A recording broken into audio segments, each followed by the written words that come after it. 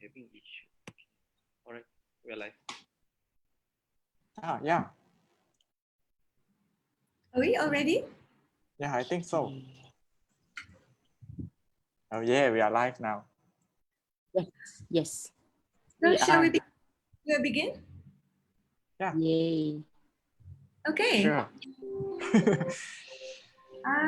Assalamualaikum, everybody who's watching, who's here with us, and good afternoon.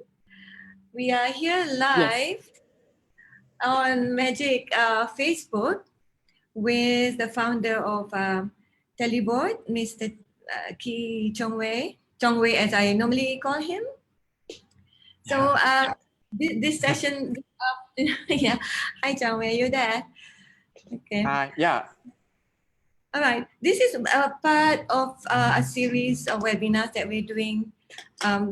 I think since last week, that we started last week. And I believe this is the fourth of Magic webinars. We had 3 previously, and those previous 3, you will find them on our Magic Facebook group.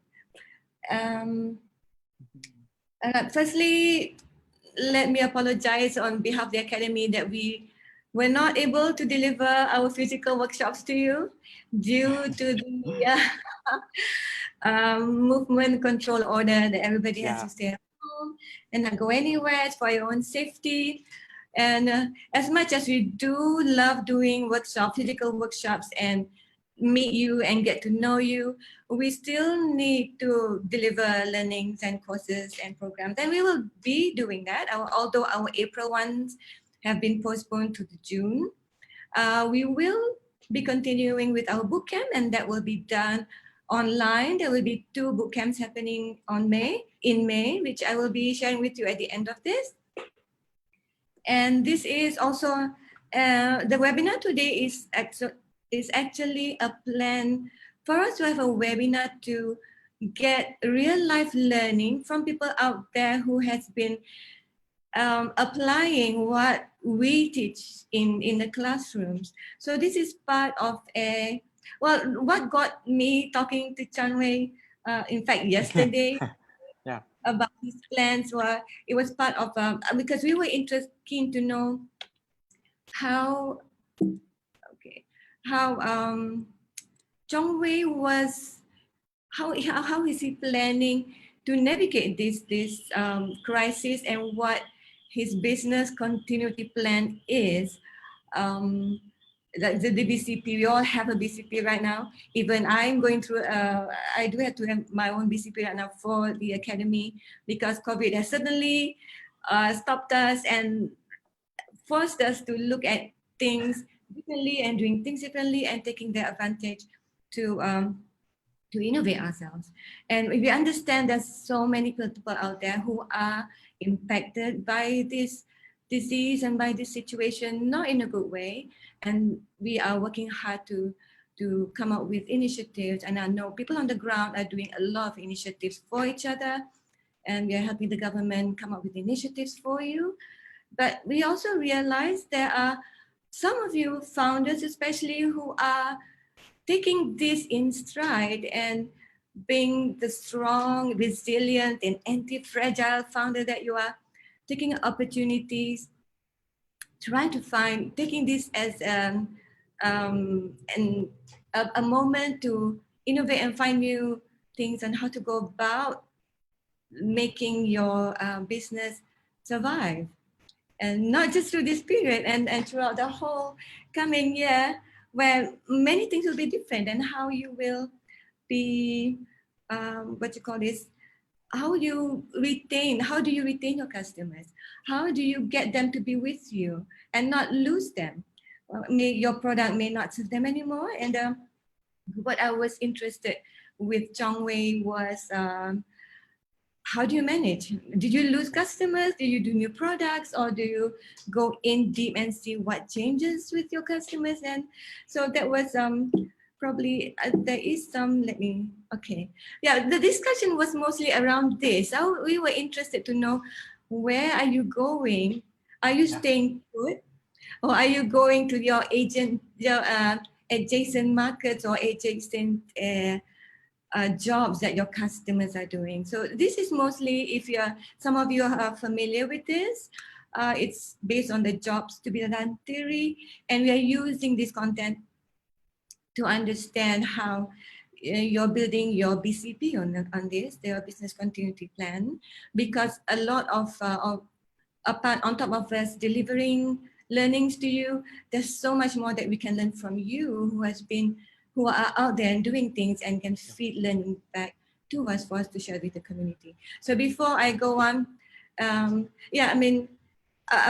allow me to share this with you. The other webinar content that we are looking to do is applied design thinking. We are keen to know, is there anyone out there among you founders who are applying design thinking at this point, even before and after? And how are you innovating your business model? And if you do have that to share with me, please drop me a line. That's my email right there, roslyn@mymagic.my. And this is all before we forget. There are so many things we're doing here.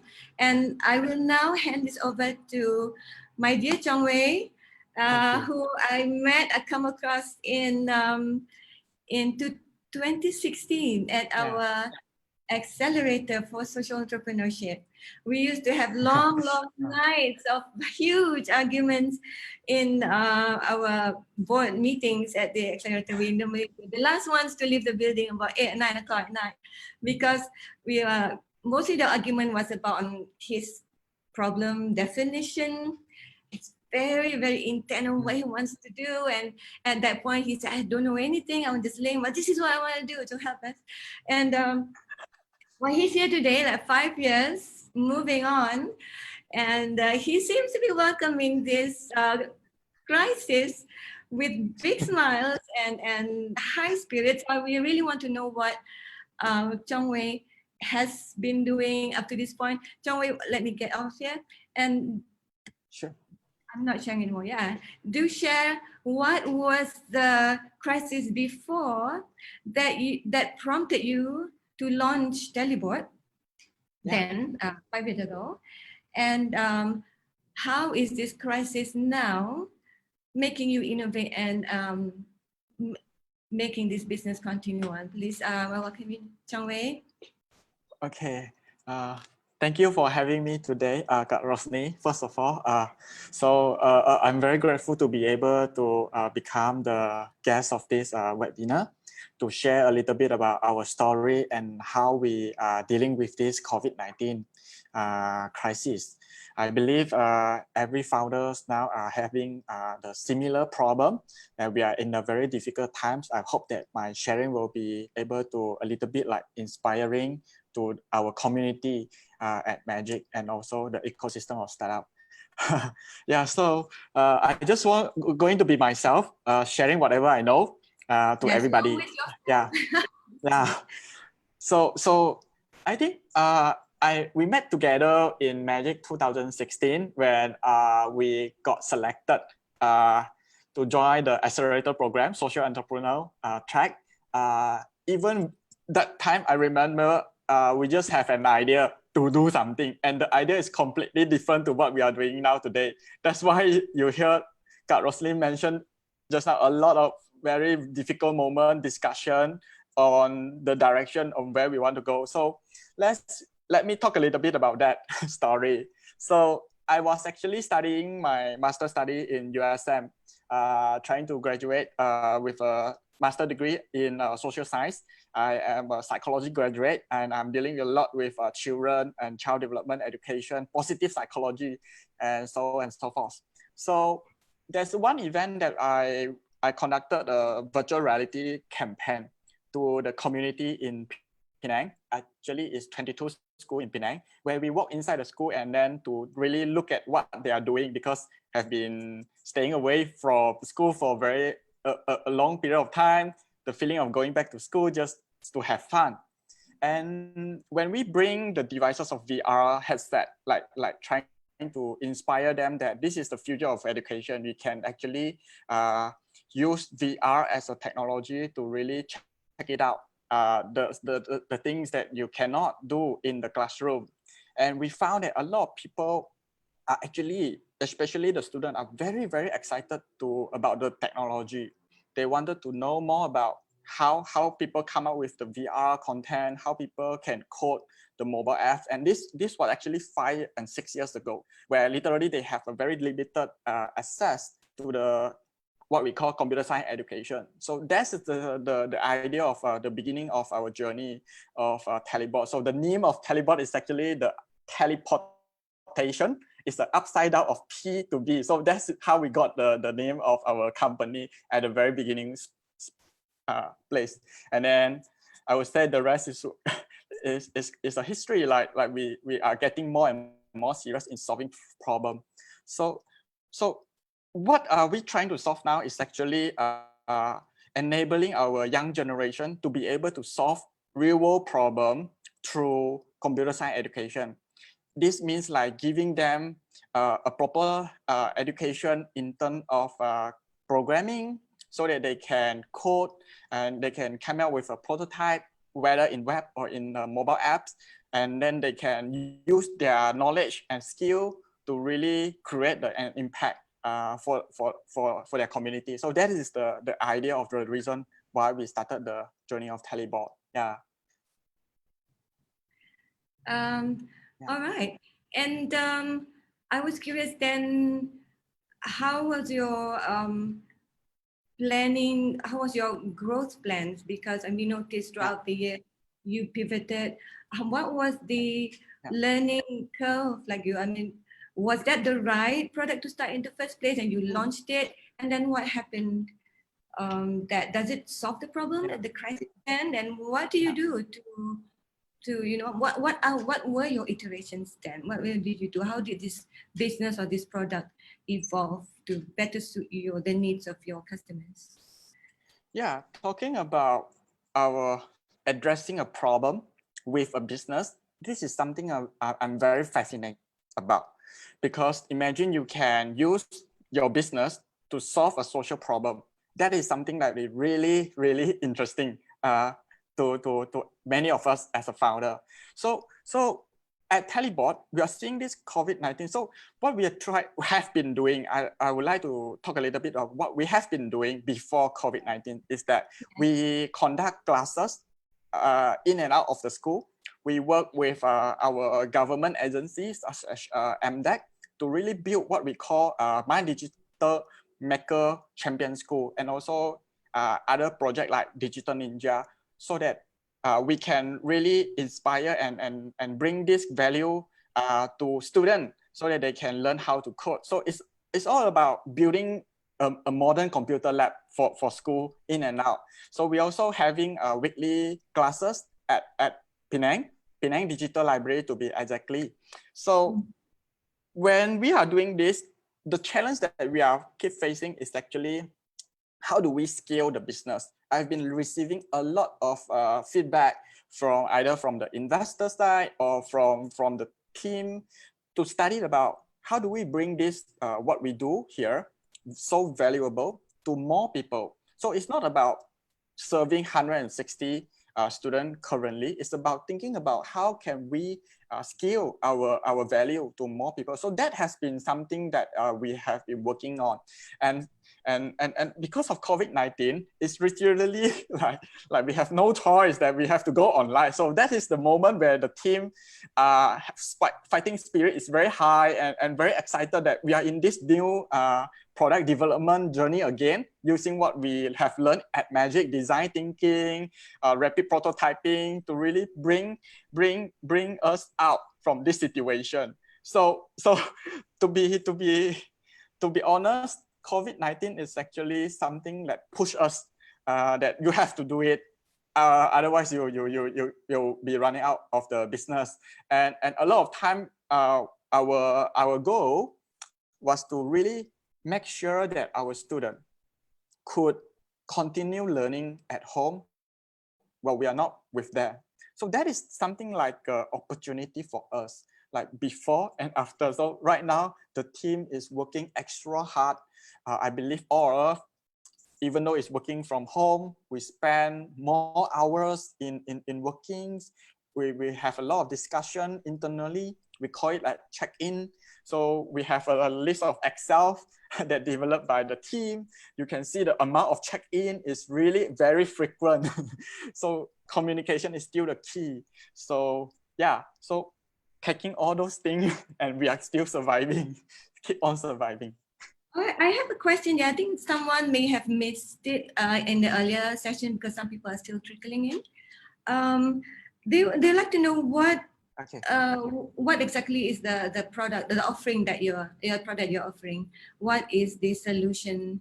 If you don't mind going back again a little bit, what is your product that you started? What is Telebort exactly again? Yeah. What is what's your product before now? I mean, so what we are selling is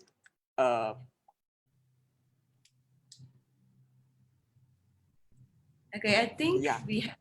So what we are selling is very simple. Yeah. So the internet connectivity. So never mind. Can you hear me clearly? Yeah. Yes. Right. Okay. So what we are selling is actually a course. We have core program, and a student can subscribe to this core program to learn with us every single week. So this core program is something that we develop, and we teach them from ranging from we call it program A, B, C, D, and E. So we have five program currently that we developed over the past 2 years, 3 years, and each of the program teaches them the fundamental skill set that they need in order to be a digital maker. So we started with program A, which is foundation of creative computing, and then we moved to program B, mobile app development, program C, HTML, CSS, and program D, JavaScript, and program E will be advanced in JavaScript. So these are the programs that we have been putting a lot of hours to create the lesson notes and also the project-based learning, so that every week our student will be able to come to our permis, which is a Penang Digital Library, to learn about the things. So this is our business model. Then, right? Okay, and then this disease came, right? And we have the MCO, and then your kids are not allowed to go to school, right? And then when they can't do that, you said they felt lost, and also the parents are quite stressful now that they are at home and not learning, and also some of them have to work from home, and some of them have no income even at this point. And that's one that's affecting your customers. And another, the second one is COVID is also impacting you in terms of your revenue and your sales. I see that you mentioned here that the middle of fundraising from 500K to 1 million, people are not stopping that, not giving you anymore. So just tell us a little bit about it. What happens on your customer side, and what happens to you from this COVID-19? If you can share that with us for a bit. Yeah, sure. So when China have this incident COVID-19 in their country, we already noticed about this, and we already that was, I think, at end of the 2019. One of our team member, he actually prompted us, every one of us, saying that, hey, this might be happening to us soon. You know, we never know because it's currently in China. And what do you think about it? So we sort of like psychologically prepare for this one, that have an imagination saying that one day, if let's say this happen, what are we going to do? So the first thing when happened in Malaysia, when we have the news that movement control, we actually feel very worried. We worried about our students, whether they are able to continue learning or not, because they are not allowed to go to school, and we are not so clear about what parents is facing, to be honest. So our primary focus is actually our student. So when I started my conversation with the student, again, I think as a founder, no matter how many level you've gone through, it's always about talking to your customer. So I make a call to few of my close students and asking them, and surprisingly their reaction is very happy because they no need to go to school already. And then I asked them, how are you going to like keep learning? Yeah, they say, never mind, it's going to be temporarily. Then this is not what we think, because we look at the outbreak. China as a giant country, they need to spend 3 months to really lock down everything so that to make sure, because the ability to spread to people is so intense, so serious. So inside our team, we will say, oh no, this is not going to be short term. It's going to be maybe longer term. So we actually, to protect our student, we actually announced before the government announcing that we are not going to have class at this moment and we are going online. So the students are very very like out of the blue, and they don't know how to do. So we came up with a lot of preparation for our student side. The team worked out with the methodology of basically a method of how are you going to onboard yourself online for our student. And we we write a lot of things, for example, to how do you register your email account, because we are dealing with children 10 to 14 years old. They might not be the right tools and set up for them to learn online. So it's about throwing whatever plan that we have initially and really cope with the situation first. I call this as a defensive mode. So it's not about attacking mode in our company. It's all about defend. How are we going to defend to our business model? So coming out with the solution to address the core customer segment, I would say, which is our students first. And then we slowly are managed to really cover that part. And then we realized that we have a secondary problem, which is from the parent side, because in education, we have parents and students to take care of. So parents are also feeling stressful. It is just very true, because all of the students, they need to deal with their work. Some of them might not be having income anymore. And at the same time, they need to take care of the children. And we receive a lot, hundreds of calls, 100 calls per week. Like parents are asking us about how do I help? How can I help my student? What do I need to do? And I see a lot of parents, they even started to really sit down with their kids to really understand what they are learning. And they start sharing with us, Rupan, yeah, my kids is learning this one. I don't know, yeah, So yeah, your kids is learning this one, and they are able to build apps. And these are the things that your kids develop for us, for them. So it's about the conversation is no longer about building business, how to be the next unicorn and startup. It's about people, and it's about the community that you are serving. So we are back to the really fundamental, have a lot of conversation with our parents and our students. So that is our journey of the first 2 weeks. Yeah. Yeah, that's very interesting, because it's quite common that normally when a business or a startup has launched a product, and maybe after a few years, or even normal businesses, they had the intention of starting up with fulfilling the customers' needs. It's all about the customers for the first few years, a few months, a few years. But then when they start making revenue and that business is going well, the innovation is more on the product, having many versions of the product, and that, say, what was your product called again? What's your program? Yeah, okay. Telebort core program. Core program version 1, version 2, version 12. Instead of doing that, I think what you have done here is progressing in terms of addressing your customer needs. What's progressing here is not your product, but your customer needs. Because I think we do realize that your students are humans that are growing. Yeah. They will be giving you business right now, but they will grow and become someone else. And at some point, your business will no longer be relevant to them. Be it COVID or no COVID, they will stop using your product because it's no longer relevant to them. Yeah, but I think you do realize that and keep focusing on the progress of your user instead of your product. And what I believe that COVID-19 has also sort of emphasized that fact, that it's all about your customers. It's not about your business. It's not about your product. It's about the people, because they are the ones who are creating your business for you, and they are the ones that you need to retain as they grow older. I'm not sure whether you're still going to serve them when they grow. What sort of solution you have for them when they go become a teenager, or when they become a young adult, or when they become and they're already working. Do they still need to learn with Telebort? So that's really good to understand, and I think that's a good action that you take on your side to make that as the focus of your business.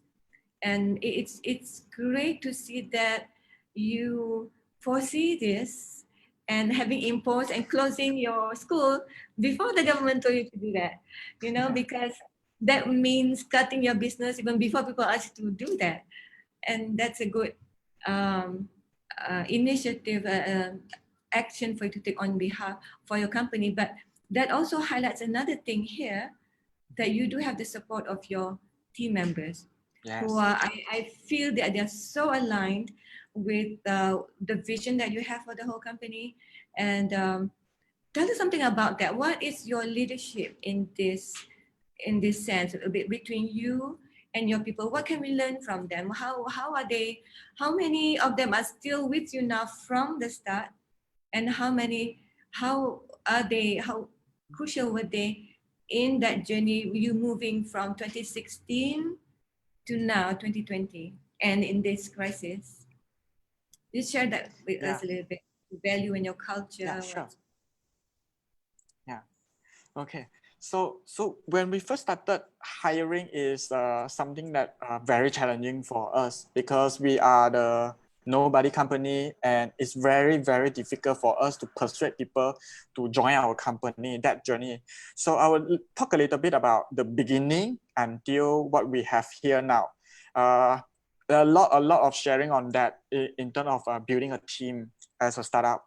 When I first started, people who joined me is actually my student, because I was one of the tutor in USM, like teaching them, they call it asas psychology and social psychology. These are the two subjects that is available for everyone in USM to take. So I started with the journey that I wanted to do something like this, and then most of the team members are actually my student. From there, we growing bigger and bigger, and today I wouldn't say many of them are still with us in the company, but what happening is that they are still in our WhatsApp group as a community to give support whenever we need. So we have a group of our so-called alumni who joined us this journey, and now we are having a team of 10 people, and doing this as our full-time job. When you say alumni, do you mean your students? Sorry. It's our team alumni. Okay. Yeah. So we have a team of alumni. A lot of them have been contributed.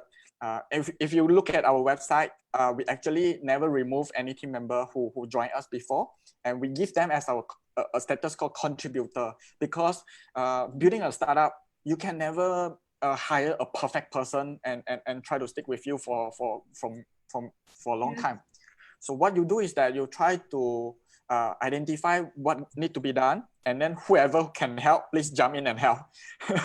So this is what we do. So from that discovery journey, we found that when this kind of crisis happen, the leadership is not made overnight.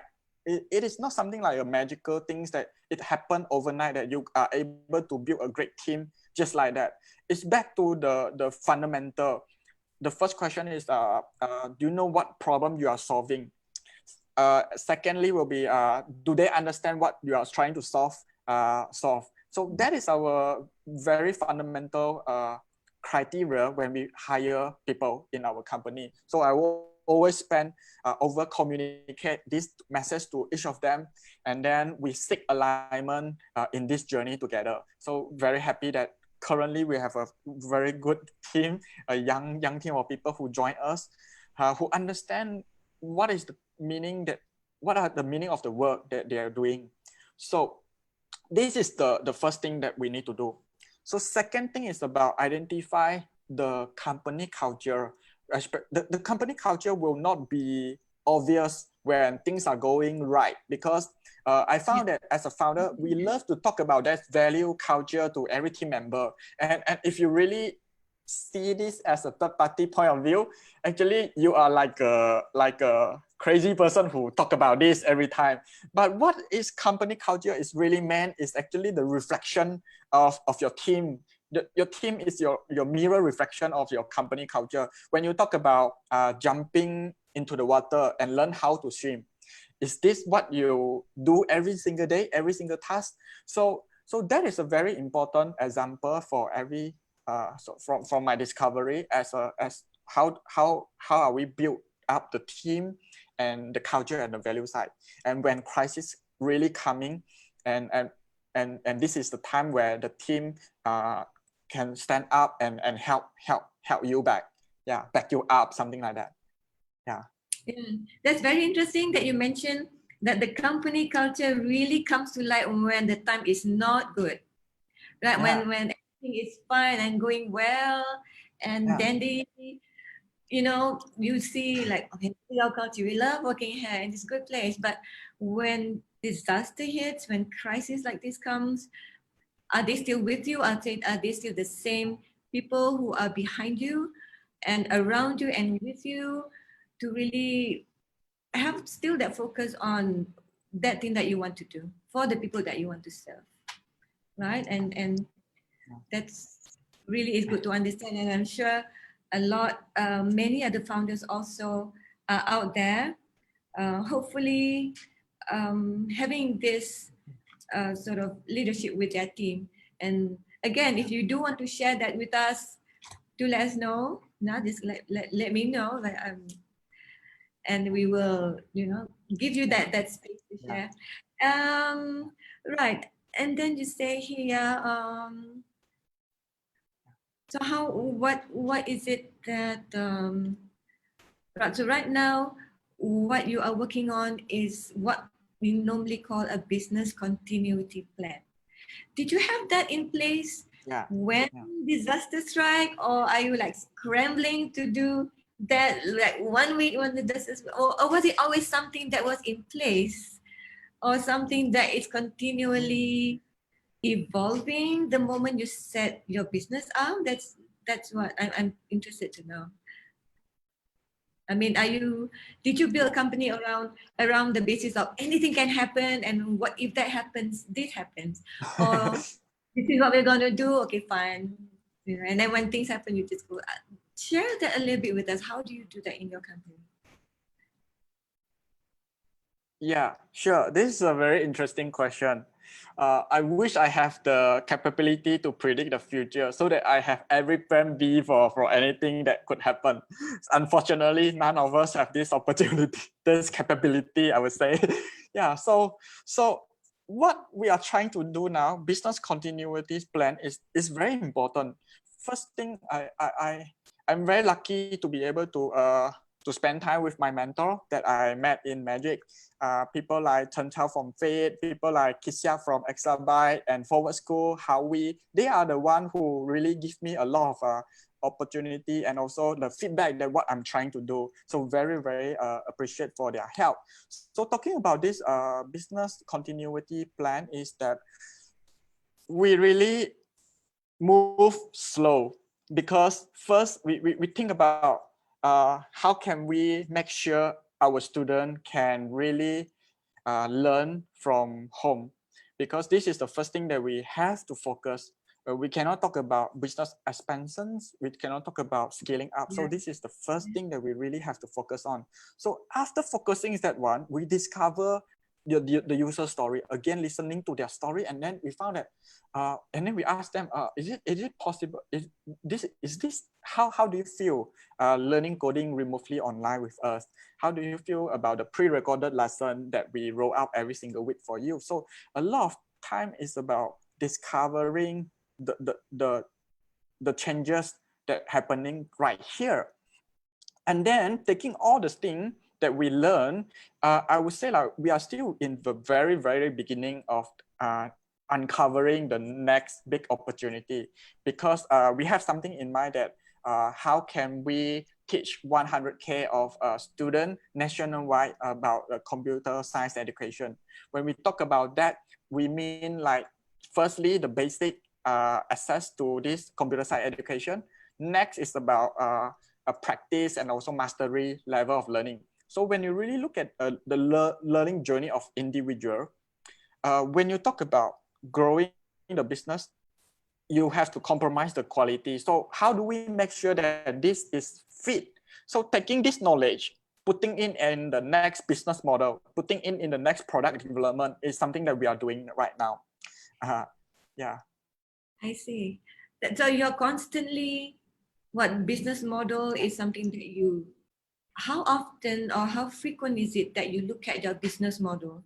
Is it one time do and then run and then something happens you change, or is it something that you look at quite regularly, maybe on a monthly basis or a weekly basis? How does that work for you? How do you manage your business model? If you can share that with us. Yeah. I remember classes in Magic that taught me this one. Very. Last time I don't know how to do that because I'm not trained to be a founder, not trained to be a business expert. So I realized that we need to have a specific things that what we are trying to test. So for example, we roll out something called Code Online Initiative. It's a landing page that for everybody to be able to access to the resources and material. And at the end of the day, if let's say they have questions, they will be able to contact us to seek for one-to-one support. So potentially this will become our next business model where students worldwide can actually access, get inspired into learning computer science with us. And that's whenever they need people to support, they will be contacting with us. So this is something that recently that we have in mind and we set. So what we are going to do next is that every single week, once we roll out one thing, the next week we are going to come back and see how many people click on that one, how many people do on that one. It's back to really fundamentally the scientific way of how do you roll out the thing. So when building business, I have to be very scientific, like look at the number, look at the data, look at the finance, look at the interest of people who are paying for your services. Do not afraid to charge people. Even in the early days, things like that are the one that I'm practicing now. Okay. Yeah, we have another question here. I think you shared on what you do, right? And then, so your product now is from being offered in school is now being offered online, right? So correct. How do teachers and students get access to that? Is that do they need to register for? Is that a solution?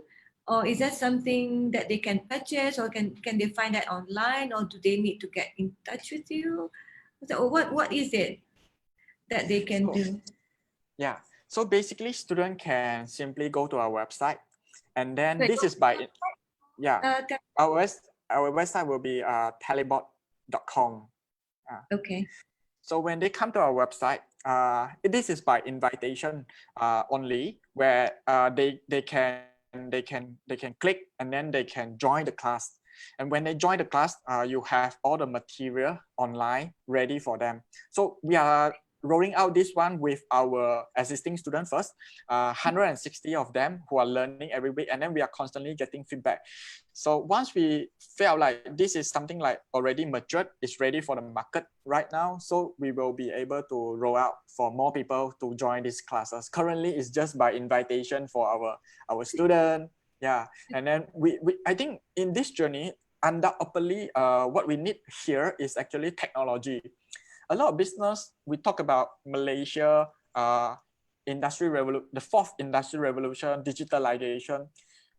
Look at what we are trying to do now is to embrace technology, to use technology as our infrastructure to really reach out our customers. So I think the medium of we talk about business continuum plan, technology is something that is very, very core.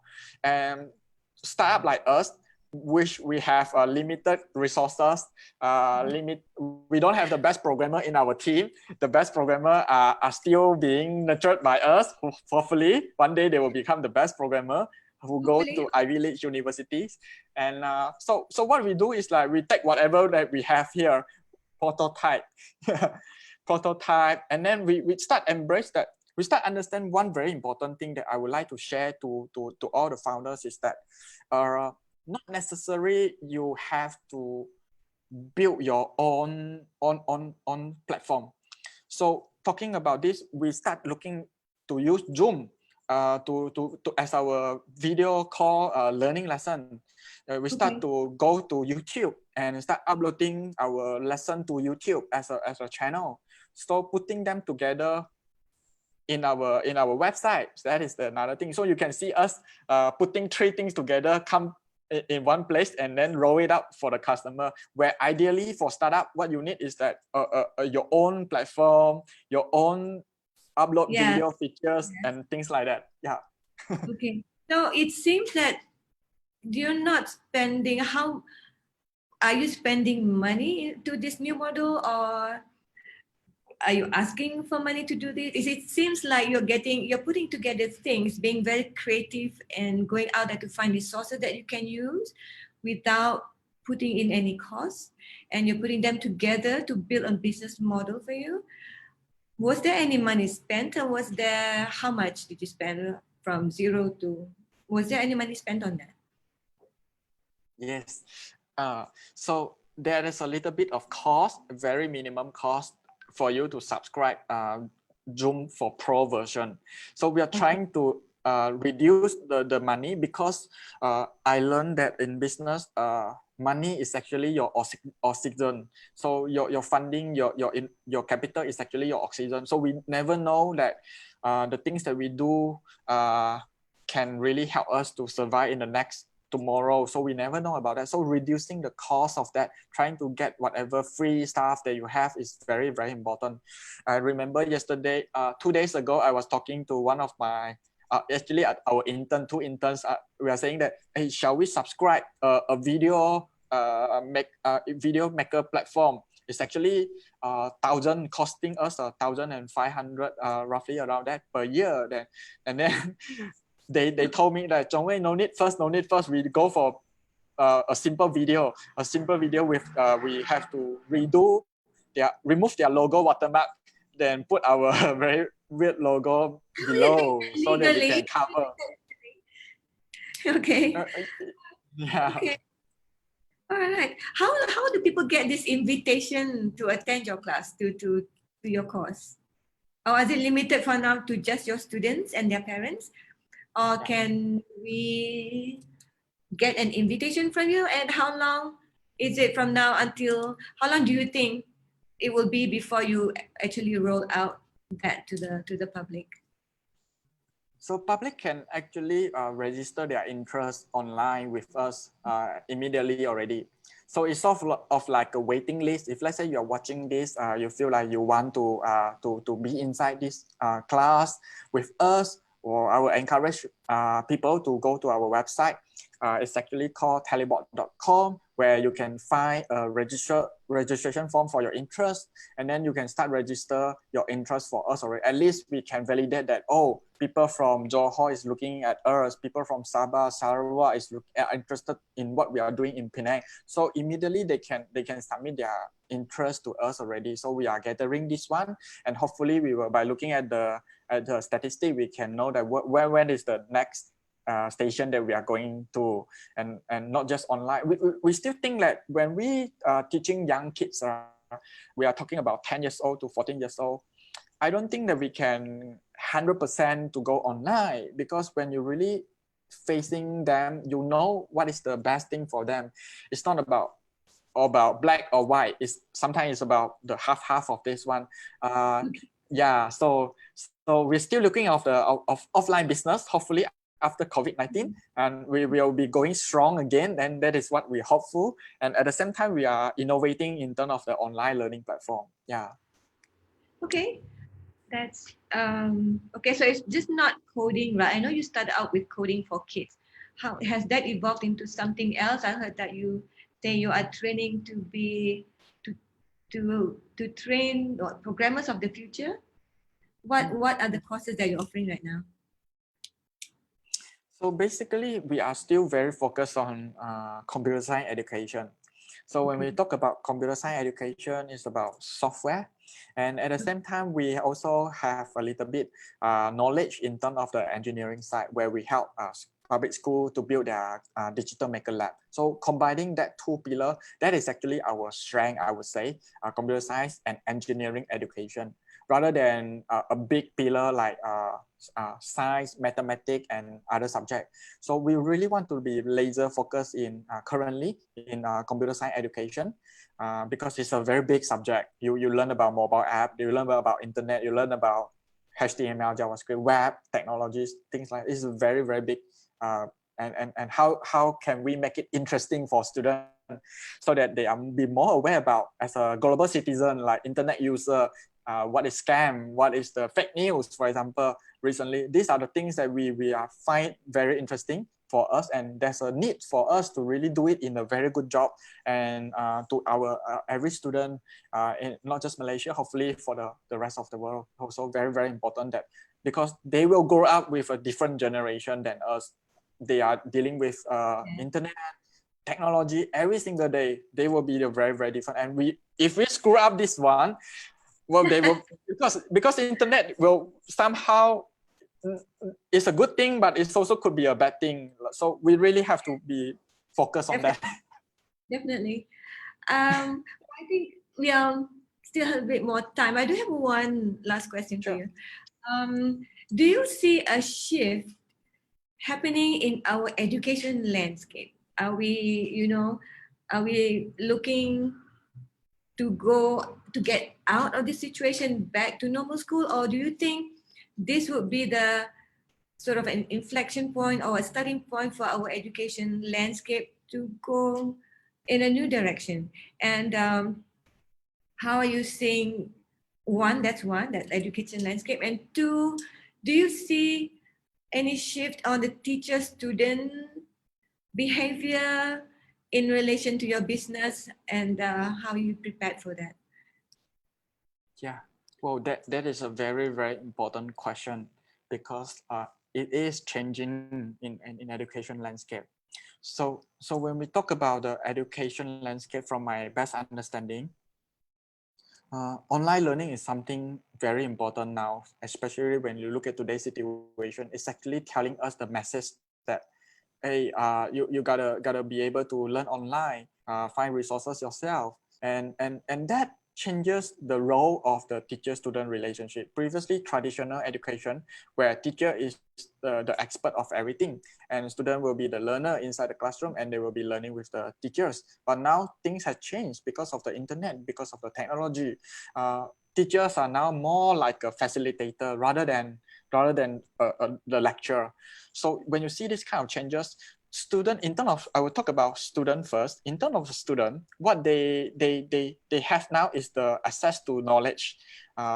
They can, anything that they want to learn, they can go to Google and they can get the answer immediately. If they need any further explanation, they will figure it out with teachers or with their peer. So that is something like a lot of knowledge that they could get from the internet.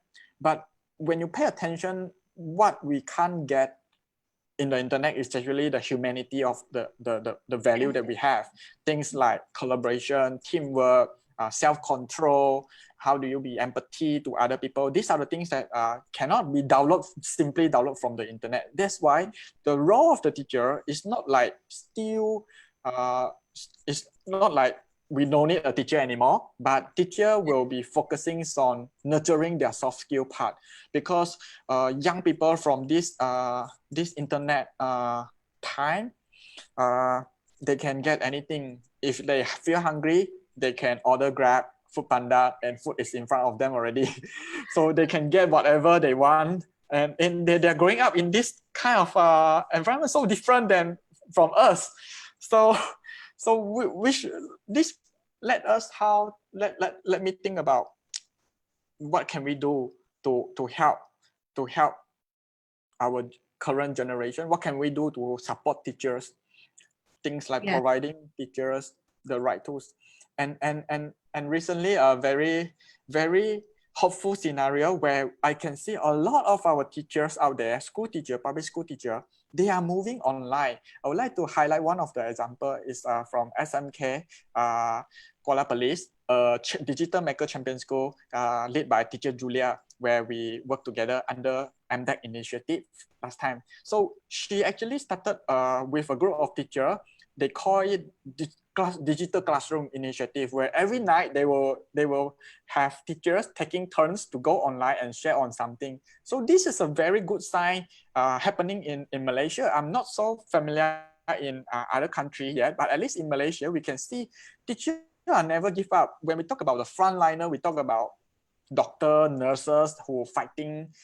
That is really, really important. But secondly, we talk about people, I would say people like teachers are doing very, very important job and role to ensure that in this COVID-19 period, their students are still able to keep on learning. So that is something like I see changes of the COVID-19 landscape.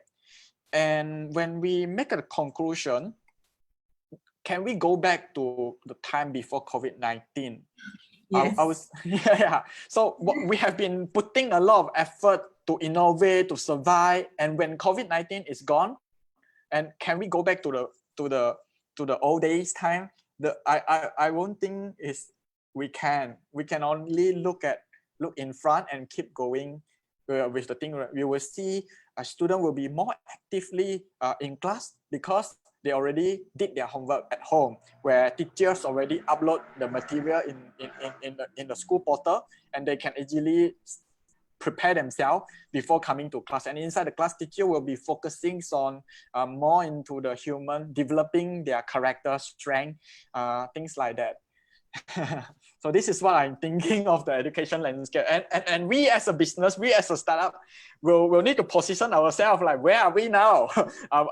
We used to build content, we used to give lessons, so where are we now? So that is a very interesting, so this is why I feel very energized when talking about building startup, building. Someone was saying we need. Yeah, someone was saying we need to put you in a pill and sell your spirit, put in a pill and sell it out so they will have that same energy. But I think that's let's see, that's mostly it. We'd like to see whether there are any questions coming from the audience right now. Let me check with my team out there. Yeah, it's I can actually also help checking. Yeah. Do we have questions?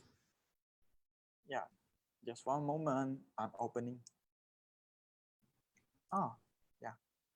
Any questions for Chong Wei right now?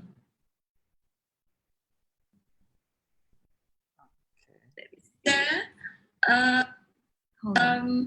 Sorry. Yeah. I display recording. Excuse me.